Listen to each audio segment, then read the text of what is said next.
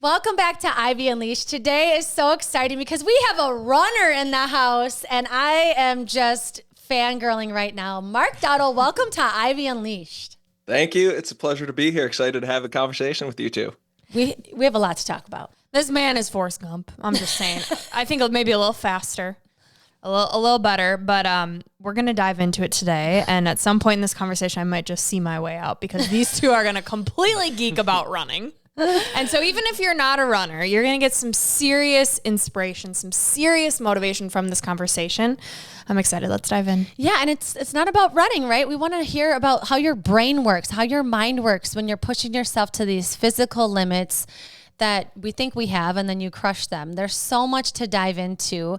But just to introduce yourself a little bit, Mark, about what you've done. I mean, you've got the Calendar Club that you post about, and you've gone viral for a variety of things that people follow you for. So if people aren't quite familiar with what you do and what your passion is, can you please tell them a bit about yourself? Yeah, let me try and summarize that in a clear pitch here. I think I am the type of person that likes to confront the person that I actually am.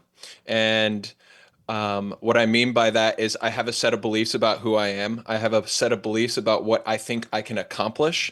And through running, I have the opportunity to determine if that is reality or if that is my ego inflating itself to think that I'm better than I am. And running is the vessel in which I do that through. So running is this form of self-discovery. It's a form of confronting my ideas in reality and then going out and testing them and seeing if they're actually true. I do that in a number of different ways. I do last person standing races where you run 4 miles every hour on the hour until there's one person left.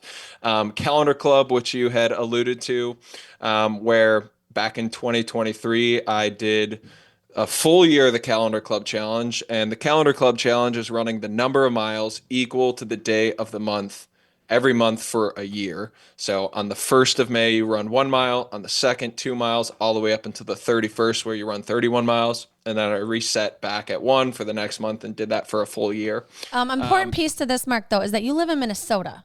Yes. Okay, because if you were in Texas, Florida, this would be like, okay, that's still hard, but like we've had some brutal, cold, snowy, icy days. So keep going, but I just wanted to make sure people know where you live. Yes.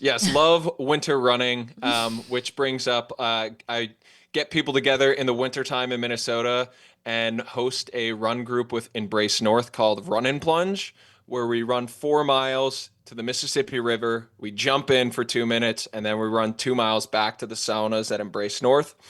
And my whole goal with doing all of these things is in hopes that it inspires the person watching, listening, reading to take on those challenges in their own life, whether that's running or whether that's another endeavor that they go on, is that they can see me putting these ideas out, facing the fears that I have, failing or succeeding, and know that you don't have to be afraid to go out and put yourself out there, but you can take on that challenge in your own life.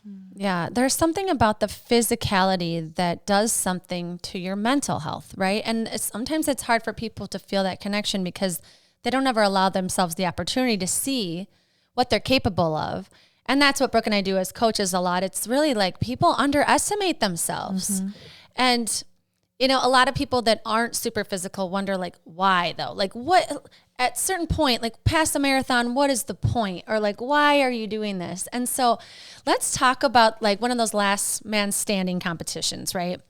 So I'm thinking about this, and you've been doing 4 miles an hour. Let's just say at this point, it's been a full 24 hours. So, because you go well past that, but it's a full day.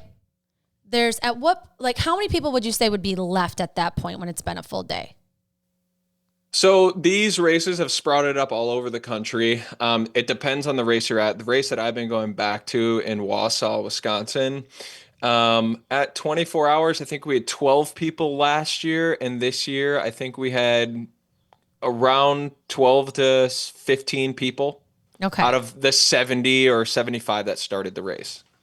And is it like, I'm so competitive and I want to win at that point, or like I need to like see, okay, which one of these guys is going to fall out? Like, is it a mind game when it comes to the competition, or is it mostly just like you against yourself, or you trying to see what you're made of? Yeah, that's a great question because I've done 5 last person standing races, 4 at this race specifically. In the first 2 years that I went into it, I didn't make the 24-hour mark. And a lot of that I attribute to the fact that I was thinking so much about the competition. I was thinking so much about how can I beat this person, or honestly like comparing myself of how I felt and how I thought they looked. So if they looked really strong and I felt really crappy, then I determined that I couldn't beat them and my mental would just continue to spiral in the wrong direction. Last year, I went into the race thinking about how I have one goal, and it is just don't quit. So no matter what happens, don't think about the other competitors are out there. Just think about this one goal, because this one goal, if you accomplish it, will mitigate all the other factors that come into play. So when it gets down, this year was a little bit different. It was me and one other runner for about 8 hours, and there were some competitive mind games going on. I think when it gets down to like 10 people or past the 24-hour mark, you're always, communicating at the start line or that first half a mile up the hill of like just having conversations with people. Because in that conversation, a lot can be said without any specific words being said. So like, if their tone of voice is tired or their tone of voice is depressed or sad in that moment, that they're dealing with something, and it's just something to keep in the back of the mind. Or if they're walking funny on their right leg and they've been doing that for the last 3 loops, they're dealing with something in that right leg. So you try and pick up on some things, and you can go on the attack with some things as well. Like one thing that I did was when me and this runner were kind of getting down to the wire. I was starting to see him crack a little bit. There's a 3 minute, a 2 minute, and a 1 minute warning of that next hour coming up. And every loop leading up to 35 hours, the race lasted 38 hours, I would wait until 30 seconds to get to that starting line. Because you don't need to be standing there unless, you take as much time to rest as you need. But at 2 minutes on loop 35 and loop 36, I decided to stand at that starting line and just let him see that I didn't need the rest. He was sitting right in front of that starting line, and I wanted him to know that I didn't need the rest. I was ready to go at 2 minutes. And so there's mind games like that of like you can take information in and then try and use that information to assert dominance or assert strength, to try and get in their head a little bit more. So it kind of sounds like it's both. It's a competition against other people, maybe more so yourself, but depending on the race, the situation, it kind of goes back and forth. I have ran one marathon. I'm going to give myself credit here. Congratulations. Thank you. And I realized how much of a mind game it is. So I want to know for you, when you're doing these races, you're 100-miler, what have you, like, what are you saying to yourself? What is going on in your head that is keeping you going? Yeah, it is a constant conversation of me trying to figure out who I really am. Like, I'll tell you this, that there were a few different podcasts that are friends of mine we had reached out, we had gotten connected, and I was going to go on their podcast after this race. And the whole time during this race, I kept thinking to myself in like the worst moments when I wanted to, think about quitting. I was like, how am I going to be able to talk about this next week if I quit right now? Why am I deserving to even have a conversation with someone about dealing with adversity if in this moment I can't deal with it myself? So there's a lot of like trying to determine if these beliefs I had about myself were real or if they were just fabrications that I was making in my mind about, oh, I'm this tough guy that I can handle adversity, but really out here, this sucks and I want to quit, and feeling sorry for myself. So that like many, many, many loops of that, of experiencing doubt. And then, on the back end of things, when I had gone through hours of experiencing doubt and communicating with it and putting up, I experienced doubt, but like, my actions right now are telling me that's not true because I'm still out here. So going back and forth on that.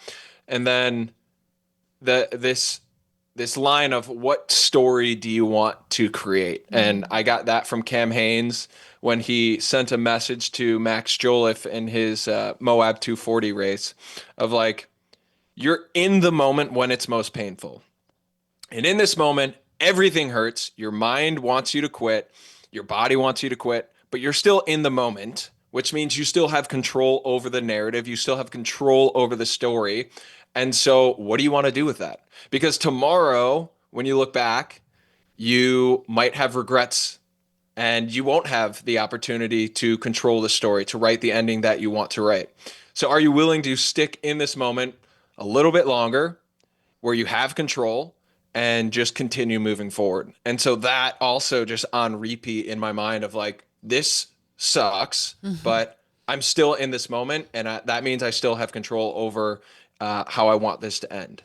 And just really holding on to that and repeating that in my mind. Yeah. And there's so many parallels to those that aren't runners. Thinking of hard times in your life where you're going through some type of grief or hardship or something like that, where, you have a choice on how you want to show up. You could stay depressed in your bed and just hide from the world, but like getting out of bed even sometimes is like the hardest thing in the world. And it's like, you have control over this moment and how do you want to show up in the world? And I just see it as like doing these hard things physically, it always waterfalls into your day to day. Like when you show yourself you can do something super hard, and for you, it might be like a 5K that feels really hard, and you show up and you crush it. And then you just start to notice how like easy everything else is. There's just something about it. So have you seen any parallels in your life, like how you show up in the world, in your day to day or in relationships or anything like that from your experiences with running? Absolutely. Absolutely. I get very introspective. I write a lot and I can maybe I'm not like emotional, but I can feel things and reflect on them and stew in them. And not that I think feeling your feelings or listening to your emotions is a bad thing, but I think we have gone over the top in listening to how we feel and how we take action on those things. Ultra running, and specifically the last person standing races, has taught me that my emotional state varies so drastically. My thoughts vary so drastically. I can go from thinking that I can accomplish anything to thinking that I don't deserve to be a runner at all in 1 hour of time, in one loop. And so for things that can vary so drastically, the one thing I was holding on to is my action. If I'm consistent in my action, then the feelings don't matter to what I'm trying to accomplish. The thoughts I have don't matter to what I'm trying to accomplish. And that shows up in my day-to-day life when, I'm doing my job, or I am trying to settle a dispute between me and somebody I care about. Or just show love to my fiance. There are ways, or my family for that matter. Like there are things in life that we're going to have to do regardless of how we feel or regardless of what we think about them. And I think that responsibility is something that is growing in me, and ultra running and these races is putting that mirror right in my face and saying, if you do it here and it's working here, then why wouldn't it work in all these other areas? Because your actions matter at the end of the day. How you show up is so important, but what you do with the energy you have, regardless of the energy you have, is ultimately going to define kind of who you are at the end of the day. That's what I believe. Yeah. Yeah. Great point. I mean, you bring up energy and I want to dive into that. How are you fueling yourself? Because I'm thinking, have you in the past also taken it too far where I think it's a fine line of pushing yourself, but also like, is this healthy? What's your dance been like with that? Yeah. Um, I It's a good question because I think we're always trying to find that. What is too extreme? We're laughing because we there. just aired an episode on this week, and we were very extreme people. Maybe not as extreme as you, but we like to talk about this dance. Yeah, it is. And I think I did see a clip of you two talking about, like this, I think you talked about how you don't have to eat a salad every day, but committing to this idea that you have of yourself. I think I resonated with that because it's like, not every day you show up in the weight room or you show up for your run is going to be 100 out of 100, but you committed to this idea that you're the type of person that shows up regardless. So even if you had like a 10-mile run planned on the schedule, going out for a 2-mile run is better than not showing up at all. It's committing to this idea of you will show up no matter what, even if it's not as much as you wanted to. So when I think about, I mean, there's a few different ways to answer this. Like extreme, I don't think I've reached that line yet. I think I've backed out before it got to that point, and I think I have a good sense of where my limits are. And maybe that's a protection of myself. Maybe I'm not even getting close to that line, but I'm trying to protect myself from that. I haven't reached that point. As far as fueling goes, in these last person standing races, I am blessed to have a partner and a fiance who loves being there, loves cooking food for me each and every loop, and supporting in the ways that she loves to. And so I've said this before, like, if she wasn't there, like I will refuse to go to a last person standing race if she's not there. Not just because she helps fuel me and keep me on track, but when I get back from a loop and I see her there and she is working as hard as I am, we are both working on this goal together. So it's a team victory at the end of the day. And when I don't have that voice in my head to keep going, when I can't find that voice in my own mind, she will instill that in me and remind me why we're there, remind me what we're doing, and gives me that breath of life to keep going forward. That's awesome. What is she cooking? So we make pancakes and spaghetti the night before, and then she'll reheat some of that. She'll make egg and bean and spinach and hash pound burritos, spaghetti and meatballs, salmon sandwiches, soup, grilled cheese, pancakes with peanut butter. You're eating like a A king. whole course, yeah. And what's the farthest you've ever ran consecutively? Like without the last man, not the last man stand, like a race, like a trail race or like a road race. Depends what you mean by consecutively. So 158 was this most recent last person standing. That's probably the longest I've gone without any break at all. There was a run that we did 158. back in 2022 for Love Like Lori Legacy, a nonprofit we started for pancreatic cancer, where I ran from the Springfield capital in Illinois back to St. Paul capital here, which was 500 miles in 9 days. Now there were breaks, obviously at night when we went to sleep, but that if you consider that, otherwise no breaks, 158. Wow. So you really are Forrest Gump. Okay. And for hydration, what are you doing for hydration?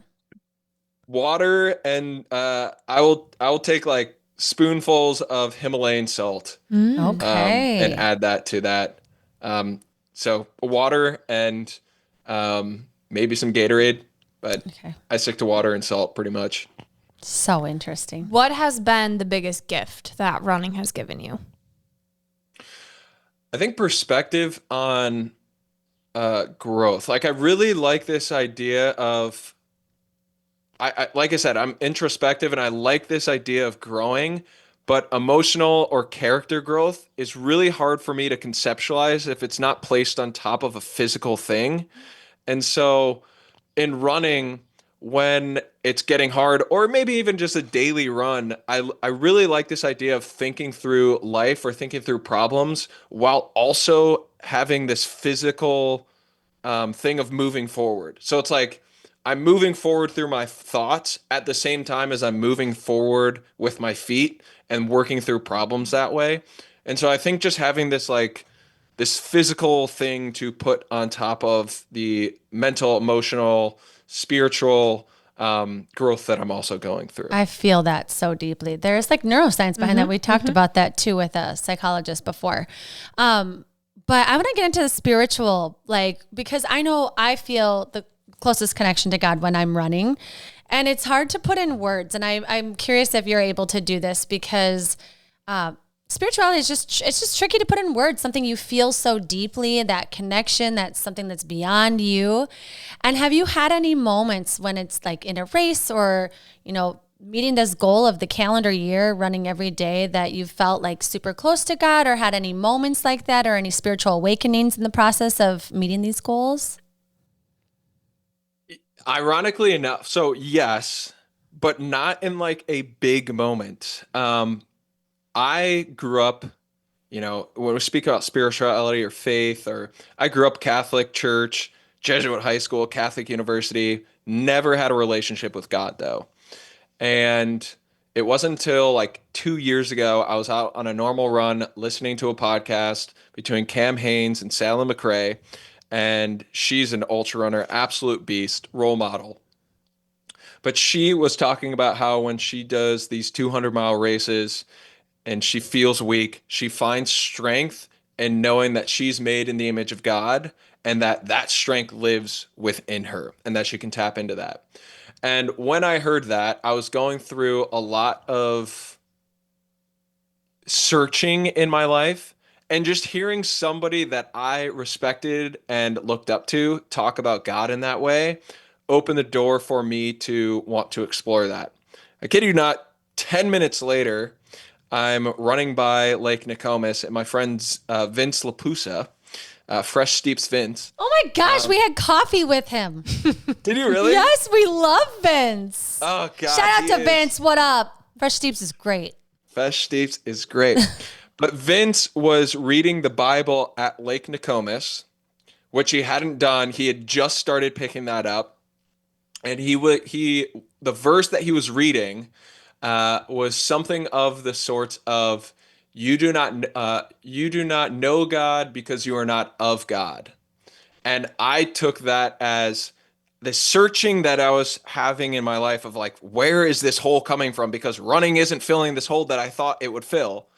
It was found in that one run where it was like, oh, I do not know God because I'm not seeking him out, because I'm not actually taking the time to build a relationship with him. And that has kind of kickstarted a whole journey for me of reading the Bible and actually trying to understand who God is, the evidence for Christ, and really try and build that relationship with God. And so I think from there, I've seen a whole world of things change in my life. But that was just like, I thought that would come at like the Arrowhead race I did in January, where I'm out in the middle of nowhere. I'm going through the worst experience of my life. I'm calling out like, God, where are you? I didn't experience him out there. I experienced him in this little moment on a run that I've done hundreds of times before. And for whatever reason, that's where it happened for me. So I don't know if that entirely answers. No, I love it. I think, everyone has their story of how they experience spirituality, right? And I think it is hard to put it in words, but I think when you do start to seek, you find, and Yes. it might be in an unexpected place. Yeah. I think that's really cool. Shout out Vince. Shout out Vince. Freaking love Vince. What do you have, a Lion King shirt on when we met him? Something like that? Oh, I don't remember. I think, you're saying Fresh Steeps, which is great. And that faith, all of these things outside of running that speak to, what are you doing when you're not running? What are you after? And along with that, how are you rejuvenating and recuperating and resting in between these runs? Like, are you running every day? Are you taking a break? Like, how are you keeping your body strong as you're taking on these crazy challenges? Yeah, so I run every day. That's just something that I do. It can be as simple, at least as simple for me, as like going out for a 1 mile jog. Like it doesn't have to be run 10 miles every day. I'm David Goggins. Um, as far as recovery goes, I think that like lifting weights, although that's not like recovery, building strength helps you not need as much recovery because your body is strong and can hold up. I go to Embrace North, the sauna cold tub facility. Um, I don't do like any stretching or anything, but I think um, yeah, lifting, sauna, cold tubs, and having a consistent run practice. I was up at a bachelor party this weekend, and a guy that I've run with in the past, he hasn't done it in a while, and he's like, I went for, a 5 mile run the other day, and my body was just jacked up. I don't know how you do it. I don't know how you do these things. Like, I just haven't stopped. Like, I played college sports, not running, but I just haven't stopped lifting weights or moving my body since then. That was in 2019. And I think keeping that consistent practice, my body's like, this is just normal. This is what we do. This is who we are. And so I think if anybody's struggling with, recovery or feeling sore, give it time. Don't overload yourself, but give it time and keep that consistent practice. And over time, you will feel better after runs. Like you just will. That's what's tricky is people, when they jump in, they want to go hard. They're like, I'm going to do this. And it's like, okay, but you haven't done this in years. So like, can we, like, it's like my husband, he'll like race someone in like a 20-yard dash and then like tear his Achilles. Like he just like thinks because he just has the will and the competitive edge. Yes. It's like, no, your body actually needs you to keep moving in order to like not break something. Yes. And people get so sore from lifting, or they try and they're like, oh my gosh, I'm so sore. It's like, okay, do it less amount of time, less amount of weights, but more often. So your body starts to get used to this, because eventually it does become what you do and who you are. And you feel so good that you don't want to go without it. And that's like, we always try and get people to that point. It's just kind of a fine line of getting them there. Yeah. And something that I am learning lately is two guys that I respect their opinions and their thoughts on. They've sort of challenged me indirectly of asking the question behind the question. So typically I kind of get short with people when they say like, how should I get into running? And I'm just like, by running, like if you want to be a good runner, then start running today and ta-da, you're a runner. And what they challenged me on is like, ask them why they want to run to begin with. Yeah. Maybe they're running because they are inspired by what you do, Mark, and they want that in their own life and they don't know what that is. And they think running might be the way for that, but it might not be. Maybe they have a fitness goal. Maybe they are training for something, but maybe getting a better understanding of why they're doing it in the first place might lead you to helping them stay consistent with something that's going to benefit them in the long term, and that they will actually stay consistent with because they have that deeper connection to it. So that's something I'm learning too. It's just like, why do people want to start a fitness journey? It's a good question to know before, and I think some people don't know the answer to that. If they're asked, they might have to think about that. And that's really good. That's good that people will go deeper to ask themselves why, because they can build that deeper connection that will ultimately propel them forward. Totally. I want to talk about the calendar, the 365 days. Like following through with something 365 days in a row. That's commitment. That is commitment. Like that is, like if you did it twice a week for the whole year, that would be commitment, right? And not having a hiccup. So first of all, just thinking more like business standpoint, like one, what was your why behind wanting to really execute that follow through and like actually getting that complete? Like, what was your mindset on committing to that lofty of a goal? Yeah, that's a good question. At the time, so in 2022, we had done the Love Like Glory 500-mile run. And the year before, we did a 266-mile run across Minnesota. And the year before that, it was a 160-mile run from Duluth back to Minnesota. So you're seeing this progression of like bigger, longer distances, more days, bigger, longer. And that 2023 year, we kind of talked about how, well, if we're going to do it again, we want to do it bigger. We want to do it better. We want to do more miles, but we can't take off work for a 3-week run, something like that. So my mindset had kind of shifted into how do I do a challenge that I think is big and grand, that will push me, that I'm afraid of, that I can also incorporate into my day-to-day life working a 9-to-5 job. And that had come to my mind because really the first challenge that I'd ever did was back in April of 2020, and it was a calendar club challenge. And it was just for the month, pretty common thing. And my friend Joe Dixon from college, he reached out to me after I completed it, and he said, congratulations, but you're kind of soft because you did it on a 30-day month, not a 31-day month.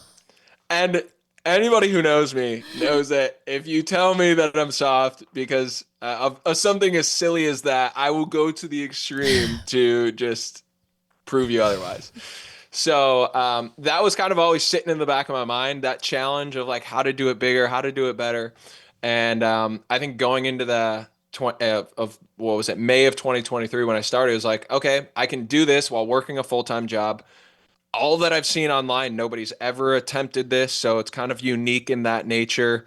And I think doing something consistently every single day will be a huge benefit for me, not just like running wise, but really taking control over doing the action over feeling like doing the action. What would it feel like of just doing it every day, no matter how I feel, no matter what wedding or baptism or birthday or family celebration or anything that Did you comes up. travel that year?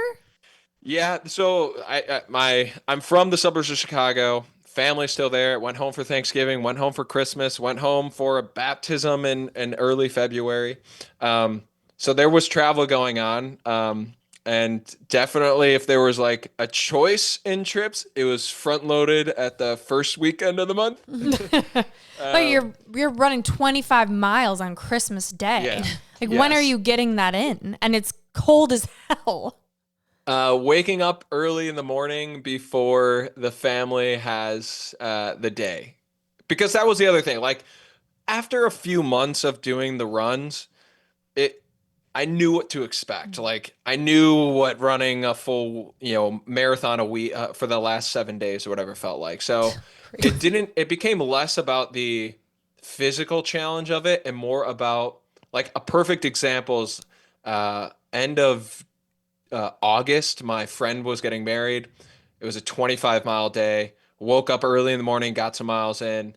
And then by noon, I was there, part of his groom's party. And he got married and had dinner, and it was like 8:30 p.m. I was like, dude, I gotta go. Like, I gotta go do this thing. And this is why I love my friends, because he gave me a hug. He's like, as much as I'd want you to stay and dance through the night, like I support what you're doing. I love what you're doing. And I just like go keep doing this thing. It's awesome to see. And so had to finish the miles in it. So it's just like stuff like that where it's like my life, I didn't want to put my life on hold. But I also wanted to find a way to incorporate this as a part of my day-to-day life. Crazy. And I want to talk about your day-to-day life, because what do you do for work? So I work part-time for a number of different jobs. Are you familiar with the cold brew coffee company, Busy Coffee? Oh, Yes. for sure. So Didn't I Timmy work- win the bus from them? Mm-hmm. Yes, he did. He did. So I work so I worked there. That was my first job out of college. And then I left there in February of 2024. And then I just started working again with them again, doing part-time work, helping launch this product. And so I do about 20 hours a week with them there, depending on the week. I umpire youth baseball. So I pick up a lot of games there. I do event setup and teardown at the convention center. I help Embrace North and Yoakum Strength with clients. So getting new members in, doing run clubs, or Yoakum Strength is the strength coach that I go to, who I played football with him at St. Thomas. So try and get people in the door there. And yeah, so it's just like, and I make 20 cents a video on YouTube right now. So So is the goal that you keep sharing the mission, the vision, what you're doing, and then you can have like the following to support your goals? Or do you have some type of like business idea that goes along with your fitness goals? yeah, I mean, that would be the goal. I will say so like putting together projects, like ultimate goal is, so like during the Calendar Club Challenge, I had a number of people comment over that full year saying, "Oh, I thought when you said full year of the Calendar Club, you meant you were going to run 300 miles on day 300." Okay. You know, and I got enough of those comments where I thought to myself, "Okay, let's take a beat here. 365, obviously impossible, right? 200, obviously impossible, But what is that line? If you start at 1 and you get to 365, where does the human break? Oh Is it God. 100? Is it 110? What is that line? I would love to find that line. Mark. But you think about like, wow, that's a lot of miles from 50 to potentially 110. I would, in order to do that, I would need my fiance. I would need a support crew. I would love to tell a story around that in some sort of documentary. And in order to do that, I need financial support from a sponsor to get involved. And so doing projects like that is an ultimate goal, because I think that like the story of being able to tell people that no matter if you think a goal, no matter if you like, this goal is impossible to reach, but are you willing to go step into the unknown to find out where you can end up along the way? And I think that is a very good message that mirrors life. Is like, we know this life is going to end, where no one gets out of this life alive. But are you willing to step into the unknown and do things in your life that you're afraid of, that excite you, that you can inspire other people to do as well? So that's like the ultimate goal. I have a project coming up this next month, a beer mile project, because that's another fun activity that I do. And I drink NA beer because I'm not into promoting overconsumption of alcohol. But I was able to get Summit Brewing to sponsor that specific project. Nice. So all of that is working. But it just, takes time, Yep. in order to build over a long period of time, where it can be like, okay, I'm taking 2 months off to do this project. Yeah. Gosh, that is so many miles. My legs hurt just thinking about it. But I'm also inspired, right? I'm sure a lot of people listening are like, that's crazy, but also, what am I capable of? And I would watch that even if I'm not a runner. Like, what? Yes. Well, so we need people to be able to follow you and find you and know, you're going to end up on a Netflix documentary coming soon. I feel like maybe 2027 it'll be out. Because who knows what you're going to do in 2025 and 2026, and it'll be documented, right? So where can they find you, follow you, to watch this journey, get inspired by you? Yeah, they can find me on YouTube or Instagram at mark.dowdle. And then I believe TikTok is mark.dowdleruns. And then other than that, you can find me anywhere else. I don't know. That's the good places to start. Find you running around lakes around Minnesota. Yeah, just make sure you have your Bible. Yes. Yeah, and I mean, if there's one message, if I could leave with the listeners, that would be great. I think so. Right now, I'm reading this book as I prepare to get married in October, called "The Meaning of Marriage" by Timothy Keller, and it talks about how there's this love with parents that obviously starts with like the love that you have for your child is undeniable. But your love strengthens because you have this repetition of doing things for them even at times you don't feel like doing it. You know, waking up in the middle of the night to feed a crying baby. Like it may not feel good to do in that moment, but you do that for years and years and years and years. And what that does is it strengthens the love that you have for your kids and strengthens the relationship you have with them that quite literally nothing could take away that love. And I read that not having kids, and I'm kind of getting chills talking about this, but not having kids and thought about, well, that's going to be awesome to have one day. But two, I feel like that is the type of relationship I have with running in a smaller degree where the times I feel like running is like 20% of the time, but I still run 100% of the time. And what that has created is it strengthens this relationship I have with running where it's undeniable. Like nothing, no situation that I can think of that I've experienced in the last 2 years is going to take that away from me. And I'm going to continue to do it regardless of how I feel. And I think what's helpful for them to understand is you don't always have to feel like doing something, but if you choose to do it anyway, you will build a connection with something or someone that will last you a lifetime. And that is something that I hope everyone listening to this podcast experiences. That's beautiful. Oh, I love it. Mark, you're so deep.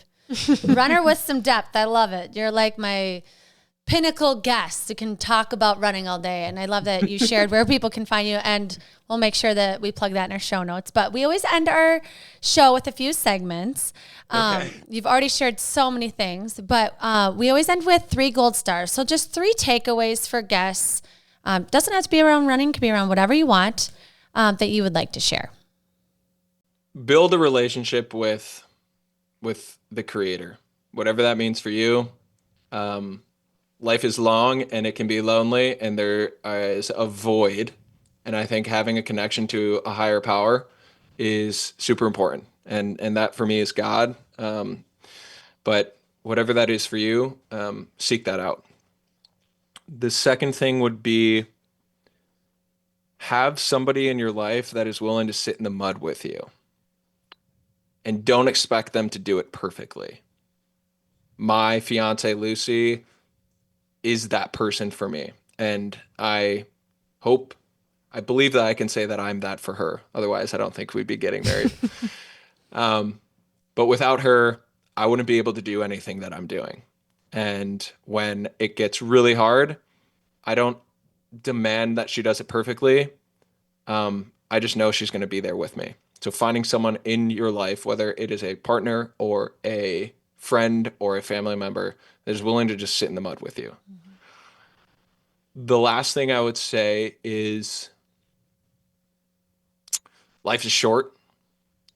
And if you're waiting for life to present you with the opportunity to do something you've always wanted to do, that opportunity is never going to come. You have to make it happen.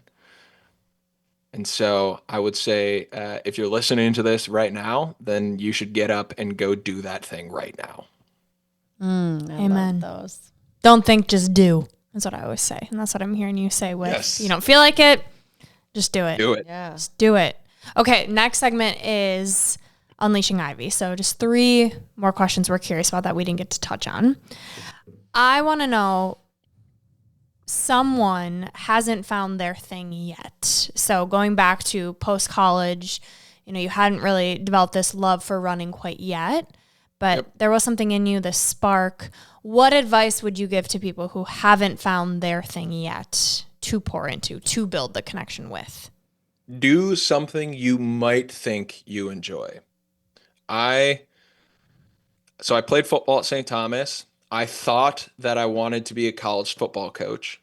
And so I coached for my first year out of college as the cornerback defensive back coach at St. Thomas for a year.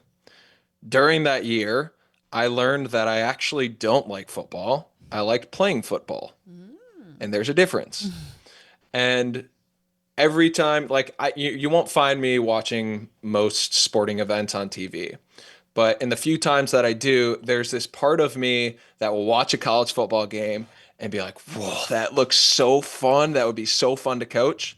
But in the back of my mind, I have that experience that I lean on of like, no, I know what every day looks like. That's not game day. Yes, it looks fun to coach in front of 80,000 fans or 10,000 fans, but I know the amount of work that goes into getting to that moment, and it's not the type of work I like to do. So if you don't know what you want to do, find something you think you might want to do and do it. And if it's not for you, you just eliminated something that you know is not for you. And that's equally as important as knowing the things that you want to do. It's so powerful. It's like not thinking about it. Just get out and go. And like you said, don't Try. think, try things. And if anything, you just get to know yourself better and experience life, you know? And it's a good story of like, man, I thought I'd like that. It was bullshit. I didn't like it at all. Well, what you just said is probably the most powerful thing is like you get to learn about yourself. What's more adventurous than that? Yeah, and it's like not selfish to get to know yourself because you get to show up better. You get to show up stronger, more like full of light and energy for the people that you love and experience life more fully. Okay, I want to hear a running story. I want to hear, you have ran so much, Mark. Like the stories you must have up here of like crazy stuff that's happened with your body or shitting your pants or like a person that you ran with or something funny. Can you give us a story of something that's like wild or like maybe you haven't shared before that is just an entertaining little running story? This was the first thing that popped in my mind, so let's just go with it. Last time I ran from Chicago to Windsor, Ontario for the Beer Mile World Classic. And as I was taking the ferry into Canada, there was a lovely couple in their 70s that were tandem biking from California all the way to Boston. And they were doing it because she was in remission from cancer. And so we just got along great. I was carrying a stroller and they were on a bike and we just got along great. And we end up meeting at the brewery in town. The only other person in town is the radio host for the radio station in town. And he's like, we start chatting him up. We end up doing kind of like a drunk radio show right after that bar. And I end up sleeping in the radio host's backyard in a tent. And all these, things coming together. So it was just like a fun experience that I'm still in touch with all three of those people today. Aww. And it was, I don't know, to me, I love thinking about that moment because there's so many moments like that along the way where you meet someone and just a random occurrence. And then you just like, you're getting, happy holiday or Merry Christmas or Happy New Year type of text from them. So it's really special. That would be the first thing that came to mind.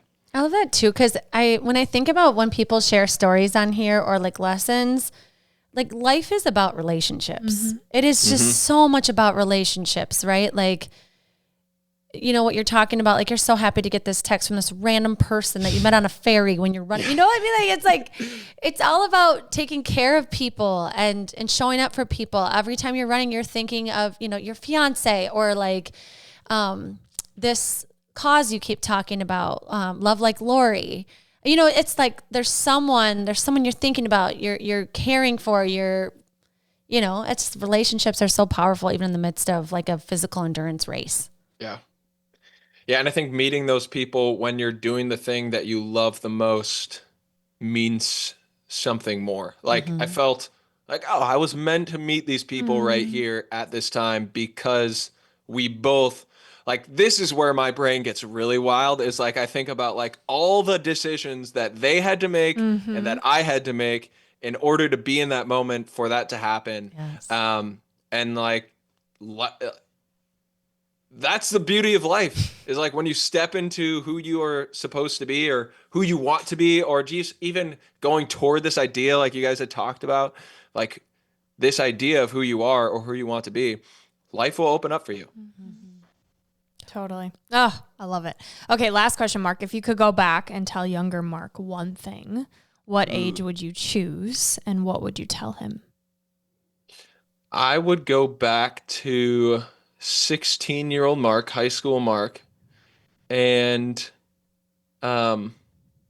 tell him that people's opinions of him mean far less, the good and the bad mean far less than you could ever imagine. And the sooner you learn that, and the sooner you take action on the things that you want to do, the better your life's going to get. Yeah, that's great advice.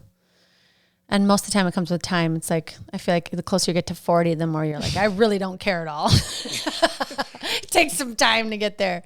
Oh, wow, Mark. Well, you are so full of wisdom, insight. I mean, we knew it, like just from following you. It's not just about running. It's beyond running. But it's beautiful to see what you're capable of. And you're inspiring so many people. And to know you now, we can't wait to watch this unfold. And we hope you just keep continuing to take care of yourself and know that we're cheering you on. And we're just so grateful that you spent your time here. You could be out running right now and you're with us. And so thank you so much for joining us and being a part of our mission to help inspiring people. Yeah, thanks for having me on. And best of luck with your marathon journey. Thank you. Thank you. Okay, Mark, we leave our listeners with a piece of gold. It's how we send off our show. So a quote, something you want to share, could be your own quote or something you live by. Would you please send us off with yours? Yes. Just keep going. This is Gold Ivy signing off. Listen to your truth and go chase your gold. So good, That's Mark. the lesson of today. Just keep going. Just keep going. I love it. Thank you so much. I love how you end your reels with that. That's awesome. Yeah, yep. It's very easy, you know? It's just like, that's all you got to do. I think Don't that stop. the people that have it figured out, it's always simple. Yeah. You know, it's like, Totally. it's like, just move. Keep going. You're like, Don't give up. You like want enough. something deeper. Yeah, you want it deeper, but it's like, it's the simple things. Yeah. It is the simple things.